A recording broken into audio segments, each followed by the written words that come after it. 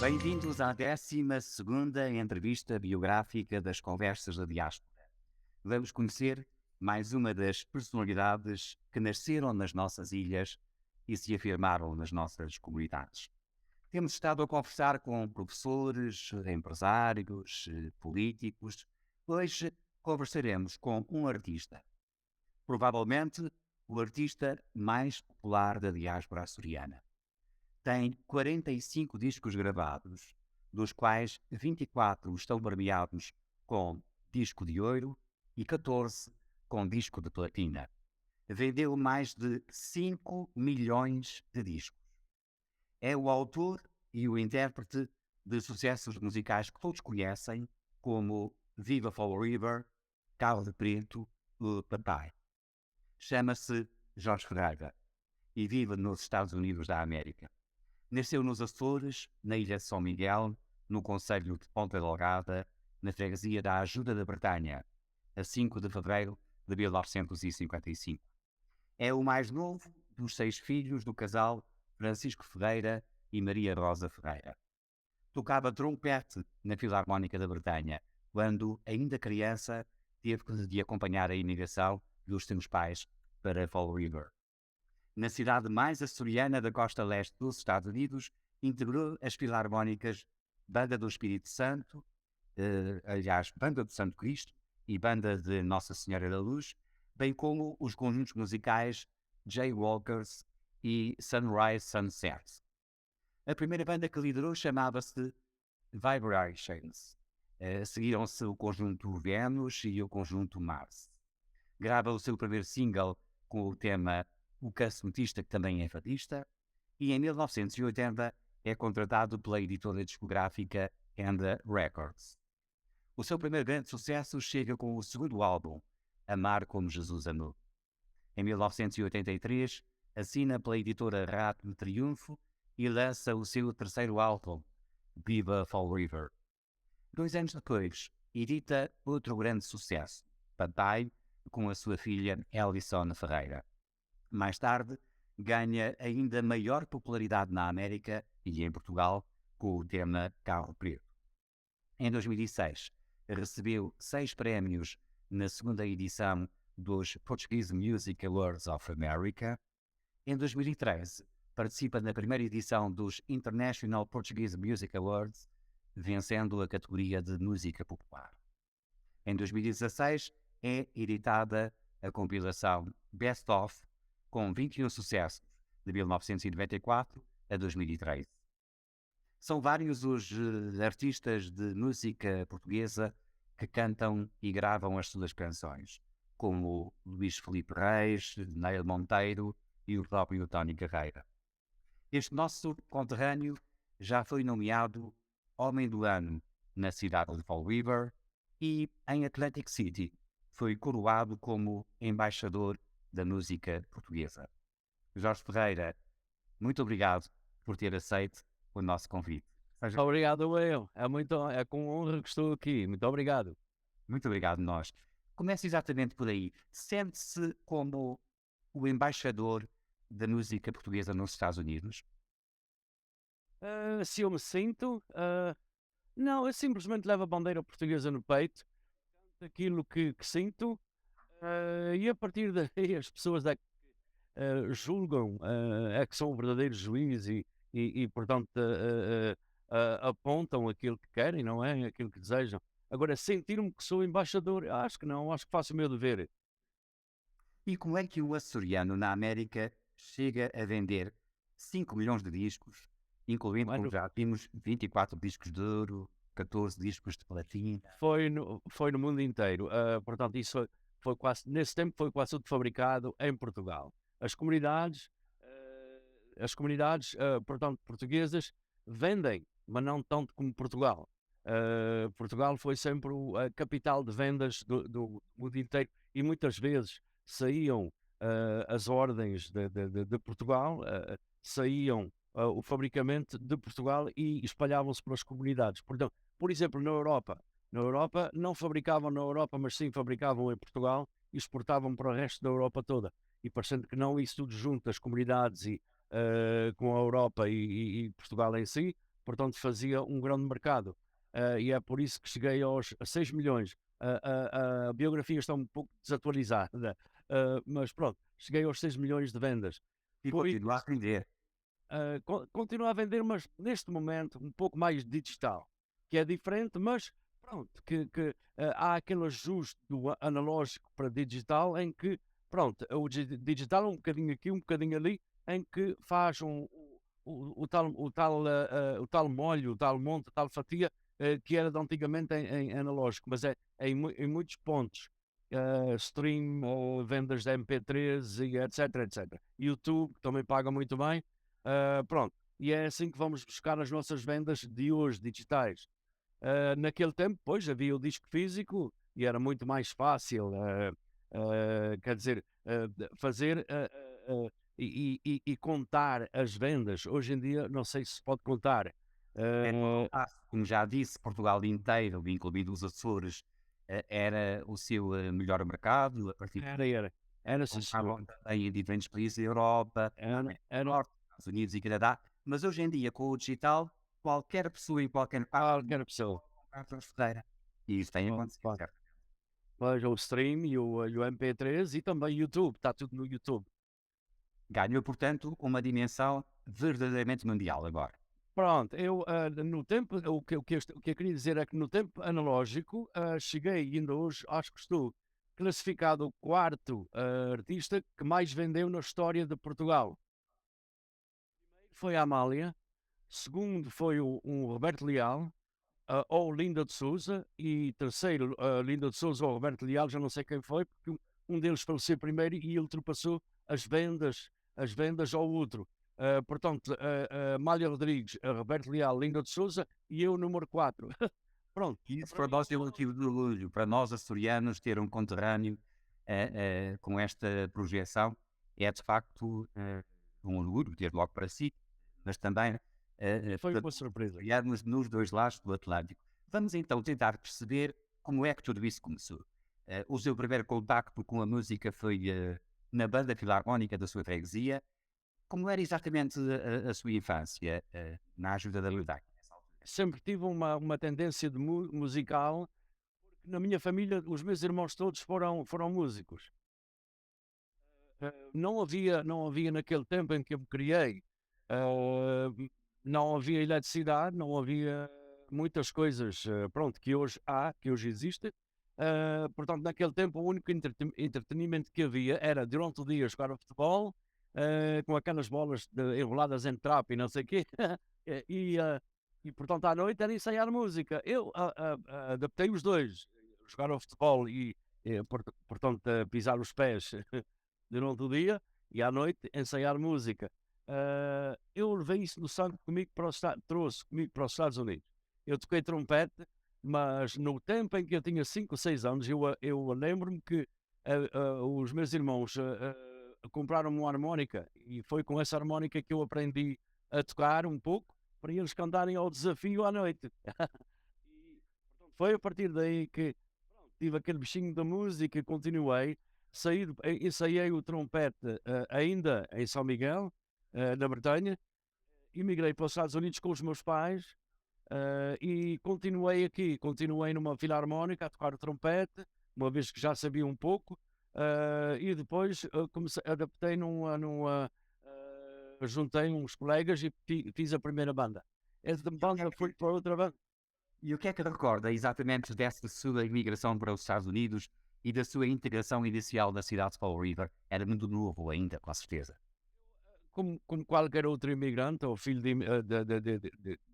filho da imigração, neste caso, como qualquer outro, houve aquela dificuldade de adaptação, não é? Vir dos Açores, de uma cultura que nós conhecíamos, ou que eu conhecia, chegar aqui e integrar numa outra cultura, não saber a língua. Posso dizer que há 6 meses falo o mesmo inglês que falo até agora, porque fui obrigado a aprender, porque não havia ninguém que falasse em português. Eu fui obrigado a aprender na escola. Havia um quarto ao lado da classe em que mostravam filmes. Isto é um chapéu, o chapéu está em cima da mesa, isto é uma mesa, não sei o quê, pronto. E a gente seguia a ouvir e a pronunciar. E quando chegou aos Estados Unidos?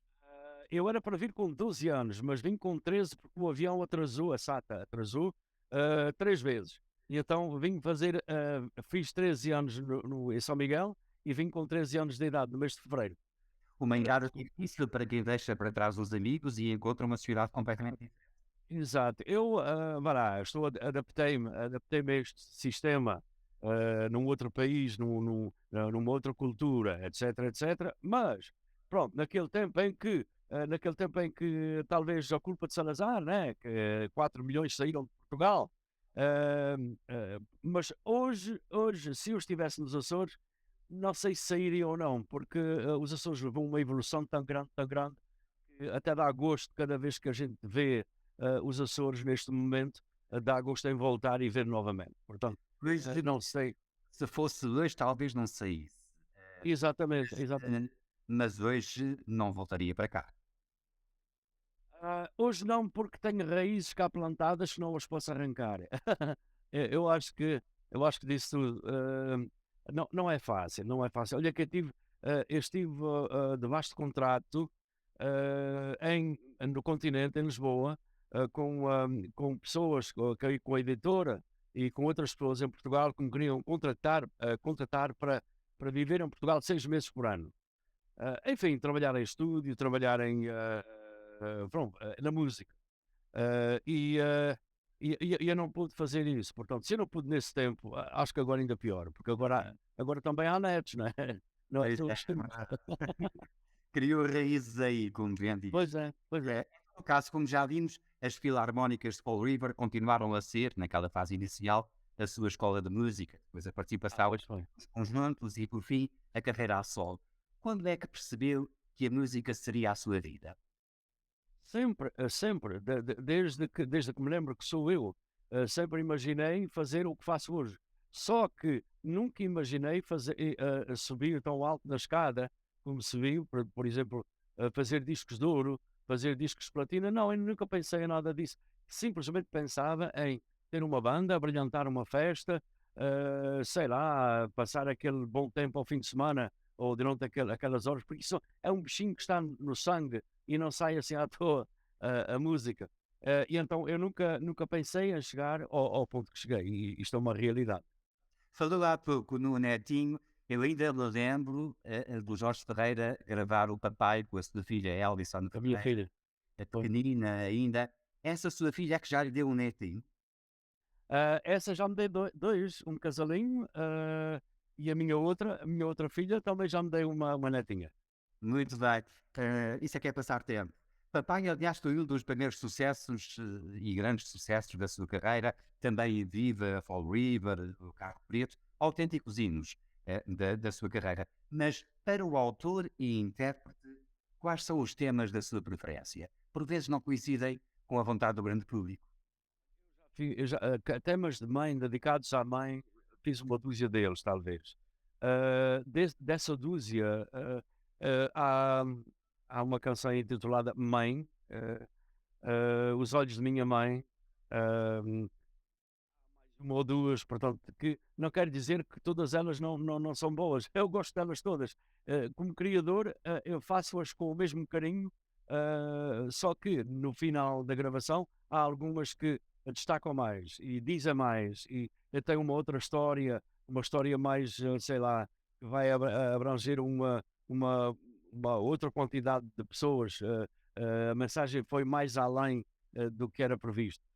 Portanto, e são essas que estão arquivadas e que eu gosto mais. Os Olhos de Minha Mãe, Mãe, portanto, essas, Mãe Universal, Tinha um significado especial para si, não é? depois tem. Portanto, entre outras, Viva Fall River era uma canção, por exemplo, que eu só pensava que ia ter sucesso aqui em volta de Fall River, mas não, até no continente se cantava o Viva Fall River. Agora até já temos um mural na cidade de Fall River de homenagem a esse hino da sua carreira. Quando se entra em Fall River, lá está, Viva Fall River, homenageando Jorge Ferreira. Eu fiquei pasmado a olhar, a ver aquilo. Que é isto? Viva Fall River! Mas pronto, é uma honra estar a participar, diretamente ou indiretamente, nessas coisas em que, bom, pronto, eu acho que eu acho que é o alimento de dar uma continuação, mais nada. Quando a gente vê um público a reagir, quando a gente vê coisas, o Viva Fala Riva e outras coisas assim, os inscritos, pronto, dá para a gente se sentir bem, não é? E o que é que sente no íntimo do seu coração de cada vez que recebe um disco de ouro ou um prémio de carreira? Ah, sabe, antigamente a gente recebia discos de ouro, muitos seguidos. Hoje, hoje, através do digital, nem sequer se faz caso do disco de ouro ou platina. Ah, mas pronto, há sempre aquela. Quando a gente. Quando se atinge uma certa quantidade de unidades vendidas, portanto, dá sempre aquele. Como já disse há bocado, é um combustível para poder dar uma continuação e fazer cada vez mais, competir comigo, cada vez faço uma coisa tirada boa, eu tento competir e tentar fazer melhor. E nunca estou contente com aquilo que eu faço. Próximo disso é sempre o melhor, não é? É sempre o melhor, pelo menos na minha mente, né, é que vai ser melhor. Mas pronto, as pessoas, como já disse há bocado, as pessoas são os verdadeiros juízes em que eles é que sabem realmente se é melhor ou se é pior. Eles é que vão comprar e eles é que consumem o artigo, não é? Eles é que sabem. Eu só espero pela resposta. Tem saudades do vinil, dos singles, dos LPs, adaptou-se com facilidade às novas tecnologias da indústria discográfica. Eu já pensei em fazer cada disco novo que faço, ah, desculpe, cada disco novo que faço, fazer o CD físico, ter o digital também distribuído, mas também fazer, nem que seja só para satisfazer a vontade de meia dúzia de pessoas, que neste momento há pessoas a consumir também o vinil. E de vez em quando dá aquela vontade de fabricar também meia dúzia deles para essas pessoas.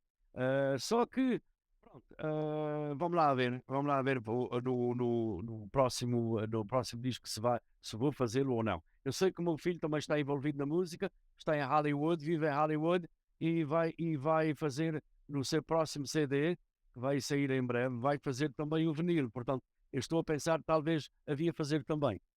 Muito bem. E em que fase é que se encontra agora a sua carreira? Continua com o ritmo habitual de concertos e gravações? Uh, Abranda, Continuo, quer dizer, houve a pandemia, como toda a gente sabe. Quando chegou a pandemia, pronto, eu disse: não há nada que fazer agora, não há palcos, não há que contactar ninguém para estar a tantas horas no aeroporto e não sei o que lá. Portanto, agora vou desligar o telefone, vou ver televisão. E portanto, tive assim 2 anos. Habituei-me a desligar o telefone, o telemóvel durante o dia e à noite ouço as mensagens e respondo no outro dia. Habituei-me assim. Habituei-me também a não fazer muitos espetáculos, porque eu também já tenho uma certa idade, atenção. Porque antiga, eu cheguei a fazer quase 20 países por ano. E então isso corresponde em 6 meses por fora de casa.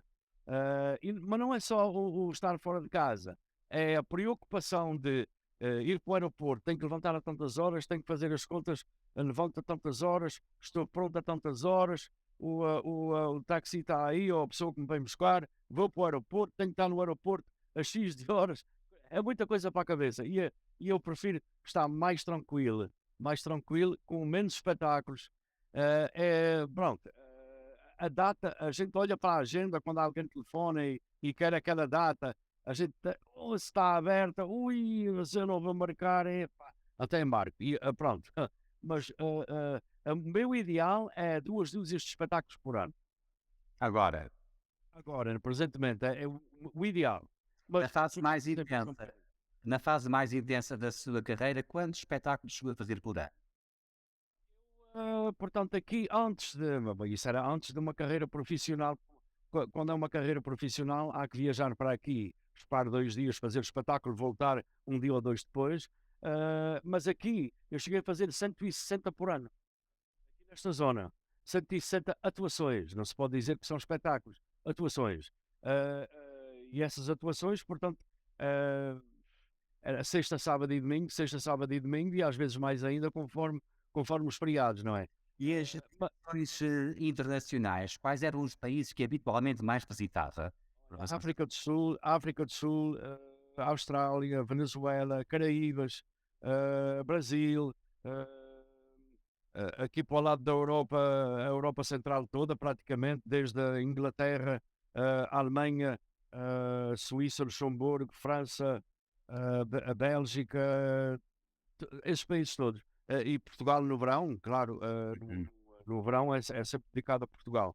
E, Linha cla- Portugal de norte a sul, do Minho ao Algarve, frequentemente. sim, sim, sim, sim. E qual foi a última vez que atuou na sua terra natal, aqui nos Açores? Os concertos em São Miguel têm um significado diferente de quem volta por cima, digamos assim, à terra unida. Ora, a última vez que estive em São Miguel foi na Vila Franca. Estive há cerca de 6 ou 7 anos, ou 5 ou 6 anos, eh, na Bretanha, na ajuda da Bretanha, ou, pá, estamos a falar há 30 e poucos anos, que já não vou atuar na Bretanha. Como disse, eu tenho vários convites para ir aos Açores. Vou talvez mais, presentemente vou mais às ilhas, sem ser São Miguel, às outras ilhas. Estive há pouco tempo na Ilha das Flores, por exemplo. Eh,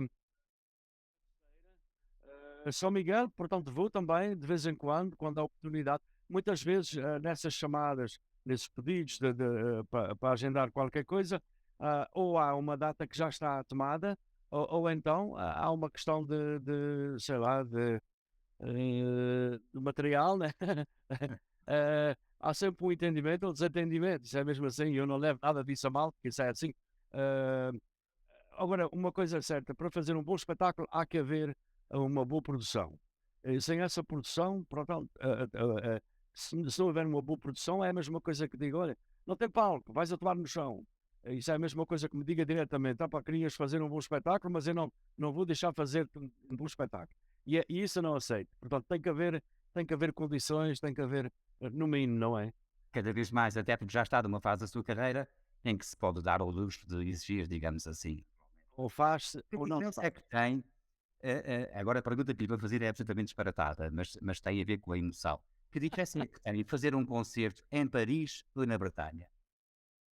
Eh, Na Bretanha seria um concerto que eu ficaria um pouco mais nervoso, não é? Porque é gente da minha terra, eu não quero, costuma dizer, eu não quero pôr a pata na poça, mas também não quero, pronto, quero fazer um bom espetáculo e ando sempre debaixo daquela pressão nervosa quando é gente da minha terra. Eh, mas depois de pisar o palco e depois de lá estar um pouco, já tudo passa e já tudo passa normal. Paris, Paris, pois eu estive em Paris a semana passada e foi 113 vezes que fui a Paris. Daqui a 3 semanas volto a Paris, aliás, faço uma paragem a Paris e vou a Luxemburgo fazer o domingo de Páscoa. Mas, portanto, será 114 vezes por Paris. Nem sempre, atenção, nem sempre é para espetáculos, mas na maioria é. Mas de vez em quando há uma paragem em Paris para seguir com os colegas com a banda de carrinha para Luxemburgo ou para a Suíça, está a ver. Mas Paris é sempre aquela paragem principal. E Eh, atualmente, pa- como é normalmente o seu dia de trabalho? Vejo que está aí no seu estúdio, provavelmente aí passa boa parte dos dias e boa sim, parte sim. do dia. O meio-dia de trabalho é levantar-me logo de manhã, cedinho, quando é meio-dia, 1 hora da tarde, levantar-me cedinho. Sabe, esta vida de músico é um pouco ingrata, porque a gente habitua-se a dormir tarde. Por exemplo, para lhe dar uma ideia, no verão em Portugal, a gente sai de casa ou do hotel às cerca das 3, 4 da tarde. Vamos fazer som durante a tarde porque não tem ninguém ainda na festa, enfim. Fazemos o som, depois do som, ali se passa 1 hora ou 2. Vamos ao restaurante comer qualquer coisa, conversa, mais conversa, menos conversa, já é 10 e tal da noite. Vamos para o camarim, vamos trocar de roupa, ter mais uma conversa e não sei o quê, combinar com os músicos, não se esqueça de fazer assim, assim, assado. Pronto. Chega o espetáculo começa cerca da meia-noite. às 2 da manhã, isto é pelo melhor, porque às vezes começa à 1 da manhã, antigamente começava à 1, 2 da manhã e 4 da manhã acabava o espetáculo. Portanto, conclusão da história, a gente volta à casa ou ao hotel atrás da carrinha do pão, aí às 6 da manhã, está a ver? Pronto, à procura da carrinha do pão para comprar meia dúzia de pão secos para comer com manteiga. Vida do artista. Está a ver? E agora, quem se deita às 6, 7 da manhã, a que horas é que se pode levantar? Claro, claro. E a gente habitua-se nesse ritmo, parecendo que não, e chego cá, como há aquela troca de hora, chego cá cansadíssimo, vou para a cama, levanto-me às 7 da manhã o primeiro dia. Epá, porreiro. No outro dia, levanto-me às 10. No outro dia, levanto-me ao meio-dia outra vez. Pronto, está a ver? E eu não consigo ajustar, eu não consigo Claro, ajustar. sim. O Jorge Torreira é provavelmente o artista português mais popular da América do Norte. Eh, no dia a dia, a sua popularidade é para si um conforto ou um desconforto? Olha, eu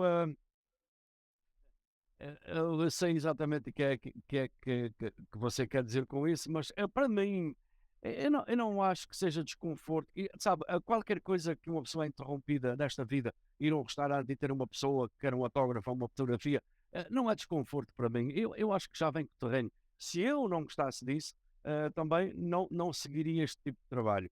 E eu compreendo muito bem as pessoas, que é mesmo assim. Eu também, eh, quando vejo um ídolo e também gostava de um autógrafo, eu aproximo e Por penso. exemplo, quem? Quem é que podia ser o seu ídolo que justificasse pedir o autógrafo? Olha, o meu ídolo é os Bee Gees. Eu cresci a ouvir os Bee Gees aqui nos Estados Unidos. Foi uma banda, eu vim de lá a ouvir, vim de Portugal, saí de Portugal a ouvir o António Mourão, ao tempo volta para trás. Uh, a Amália Rodrigues, por exemplo, enfim, os ranchos folclóricos, pronto, ouvia tudo isso, mas cheguei aqui, comecei a integrar numa outra cultura e comecei a ouvir umas musicazinhas americanas, adoro o country, comecei a ouvir muito o country, comecei a ouvir os Bee Gees, não talvez devido a certas músicas, mas sim devido às três vozes que combinam muito bem e fazem uma harmonia, uma coisa fora de série. E Portanto, no aquilo seu caso? fascina-me. No seu caso, se tivesse que escolher um momento especial da sua carreira, qual seria? Especial da minha carreira. Uf, por exemplo, entrar num palco de uma arena na África do Sul, ver 16 mil pessoas à minha frente, e saber que fui o terceiro a encher aquela sala. Foi o primeiro, o Stevie Wonder, o segundo, Tracy Chapman, e o terceiro, um grande amigo meu que é chamado Jorge Ferreira. Pronto. Isto são coisas que marcam para a vida, não é? Dá muito prazer. Houve uma grande máquina também a trabalhar para que isto acontecesse na África do Sul.